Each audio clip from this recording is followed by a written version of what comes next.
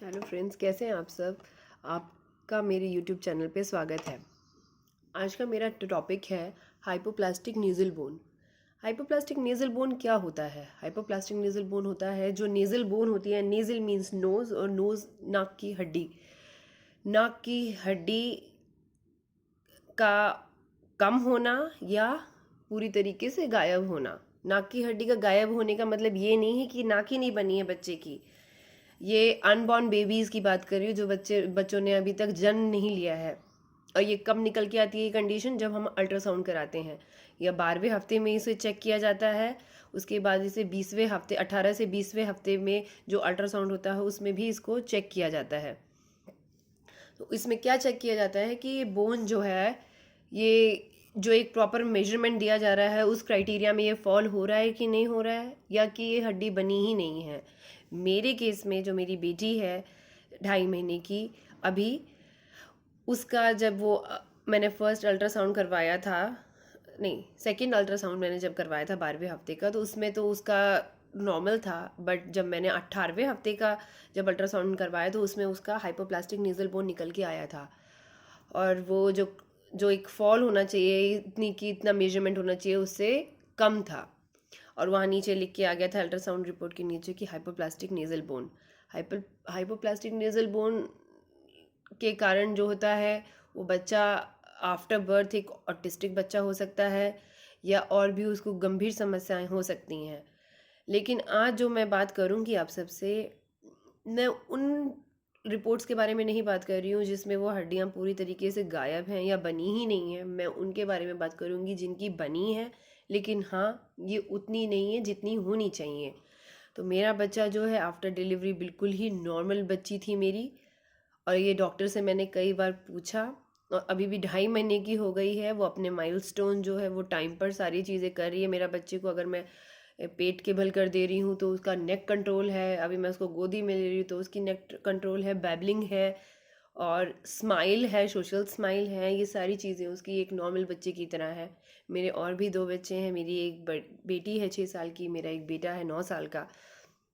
और उसकी जो डेवलपमेंट है और ग्रोथ है मेरे उन्हीं दोनों बच्चों की तरह ही है। तो मेरा यह वीडियो बनाने का कारण क्या है? ये वीडियो बनाने का मेरा कारण यह है कि जैसे मैं बहुत ही नर्वस थी ये चीज़ें जानकर कि मेरे बच्चे को, मेरे अनबॉर्न बेबी को हाइपोप्लास्टिक नेज़ल बोन है, तो मैं करूँ क्या? इसका क्या उपाय है?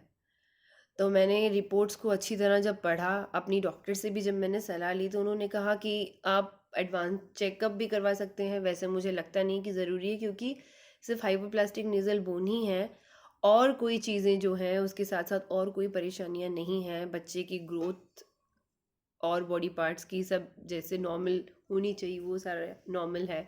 वेट गेन बच्चे का ठीक है। तो इसीलिए मैंने नहीं लिया, मैंने एक रिस्क लिया।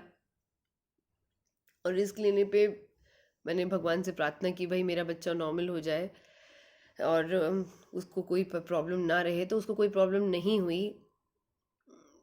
लेकिन ये ज़रूरी नहीं कि हर बच्चे उसी तरीके से ही हो और उनको कोई प्रॉब्लम ना हो।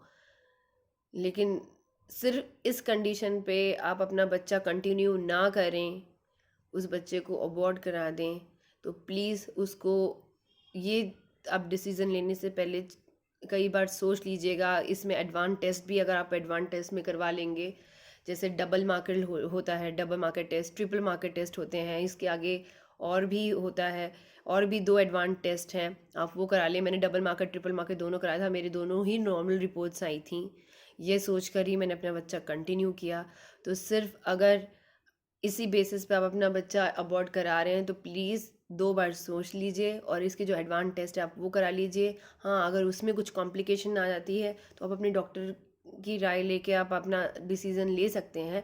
लेकिन जहाँ तक मुझे है, अगर आपके बच्चे की नेज़ल बोन बनी है पर वो छोटी है, तो प्लीज़ उसमें घबराइए मत। और जो टेस्ट आपके डॉक्टर्स आपको कर रहे हैं, प्रिस्क्राइब कर रहे हैं, आप वो करिए। और विश्वास रखिए कि आपका बच्चा हेल्दी ही होगा।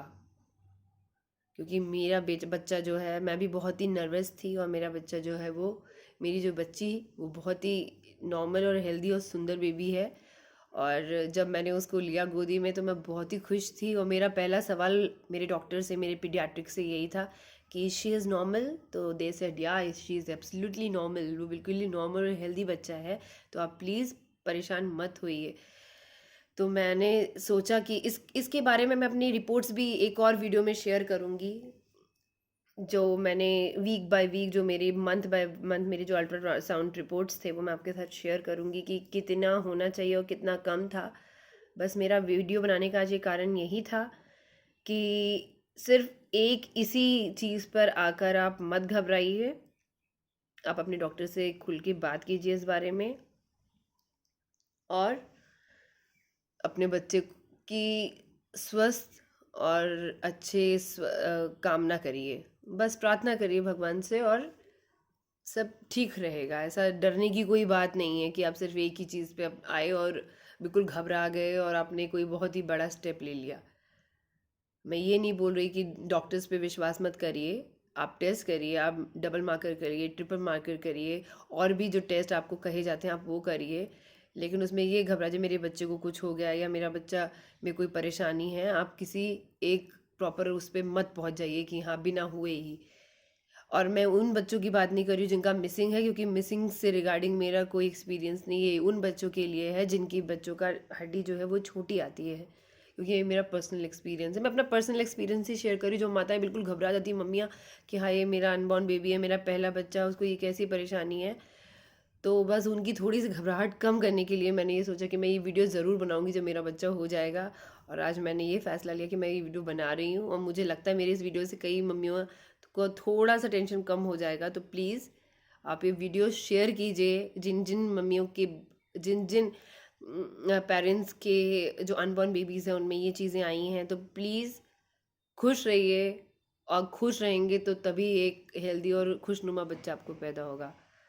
इसी के साथ मैं आज का वीडियो यहीं ख़त्म करती हूँ। आप सबका बहुत धन्यवाद। आप मेरा चैनल प्लीज़ लाइक करिए, शेयर करिए, सब्सक्राइब कीजिए, और इसी तरीके से आपको एक अच्छी अच्छी इन्फॉर्मेशन मैं देती रहूँगी मेरी डेली की एक्सपीरियंस से, और जो जो मैं मुझे समस्याएं हो रही हैं उनका हल मैं आपको देने की कोशिश करूँगी, क्योंकि जब मैं हल ढूंढ लूँगी तो मैं आपको आपको अभी आपकी समस्याओं को भी दूर करने का पूरा पूरा प्रयास करूँगी, क्योंकि मैं थोड़ी सी एक्सपीरियंस मॉम हूँ। Thank you.